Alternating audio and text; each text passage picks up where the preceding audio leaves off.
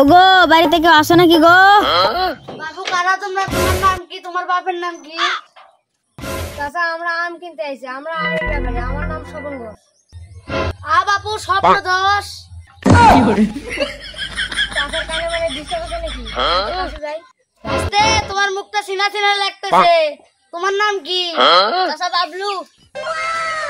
হ্যাঁ বালবুলু, এটা আবার কি রকম নাম? চাচা আপনি নাম টাম রাখেন তো। বাবু এ বাগানটা কার? আমারই তো। বাবু এখানে থাকেন? ও না, আম তো আমের তো পাতাও থাকে না। কারণ কি? কোনে যায়? আর পাতা? ছাগলে।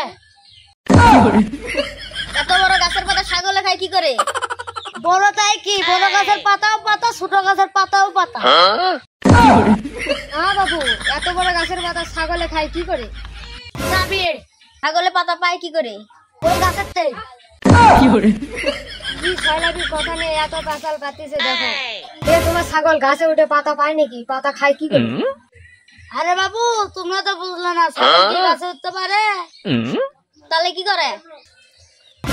বলছি রে না বাবু, ওই পাতা ছিঁড়ে খায়। না বাবু, তোমরা তো এই এলাকার বেরিয়ে চিনো না।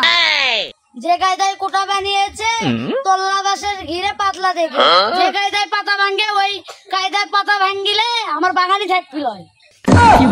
ও চাচা, এই জন্য কথা আছে, 1 টাকার বাগান খায় লাখ টাকার ছাগলে।